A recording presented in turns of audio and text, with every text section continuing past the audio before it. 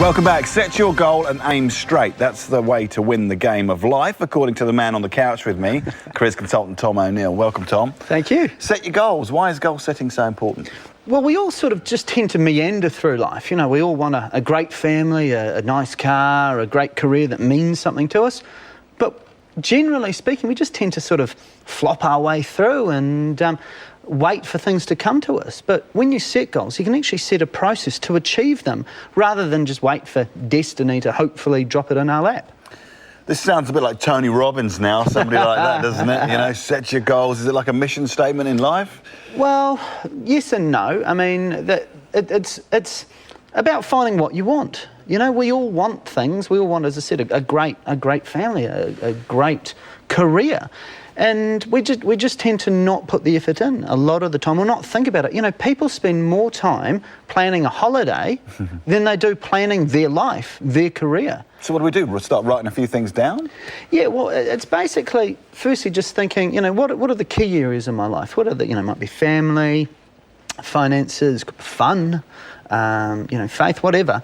And then really thinking about short, medium and long-term goals in each of those areas. Could it be a bit overwhelming if you actually sat down and you thought, these are my goals, and then you suddenly thought, I'm not going to be able to do this, it's too much? Yeah, well, it's interesting because when the statistics say that when people write their goals, their short-term goals tend to be a bit too hard, but their long-term goals actually tend to be a bit too easy. And it's interesting. And so it's really a matter of just setting down, you know, what you think are realistic steps, but really trying to just push yourself that little bit to do that little bit more and reach, you know, really reach those goals. What's your 1% principle all about? That's really when it comes into easy goal setting. You know, there's big goal setting, and that can be really daunting for people. But I've got a principle I call the 1% principle, which is, you know, what can I do today to make my life 1% better? So it's just looking at little things around you just to slightly improve. You know, you're not expecting to do heaps of stuff or stop smoking today or whatever, but just little things to just make that incremental change. But if you make that small change every day, you just can't help but make some really great gains. Is that the crux of it then? It's gradually changing our lives and our outlook? Absolutely, 100%, mate. It's just looking at those little things, just a little tweak here, a little tweak there. Let's say if you smoke 20 cigarettes a day, for example, you know, make it 19. Actually get 19 cigarettes, count them out, and, you know, go from there. And then, you know, in 20 days later, it'll be zero, won't it? Well, yeah. I mean, yeah. Well, you know, but you may for 1 week do 19, then for another week do 18, then for another week do 17, and basically just work your way down.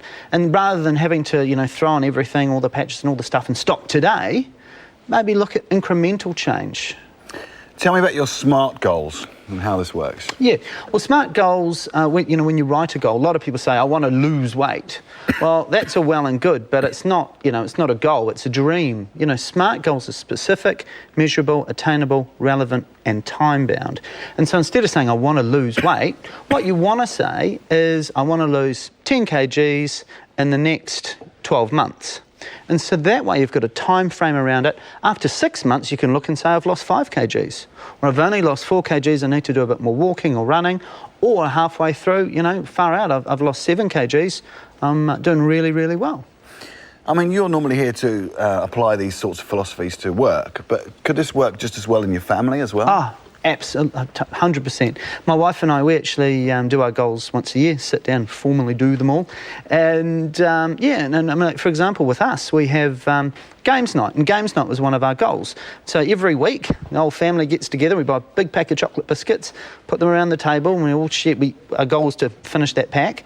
And, you know, we'll play, my boys are 6 and 8, and Tim and Joe, and we'll sit down, we'll have a great game, and you know, Monopoly or whatever, and yeah, and it's just great fun. So it's fun as well then, yeah, as you said. I was just thinking that. It's goals that you probably should be doing and having a bit of a laugh. And then you've got the more serious goals, which are more career-related, I suppose. Absolutely. When people think of goals, they think of this, oh my goodness, this big giant thing. But it should be fun. You know, you don't necessarily want to do goals that you're actually not interested in. Think about the things you really care about, you're really interested in, the things you really want to invest in, like your family. You know, what's the way you can get those family connections happening?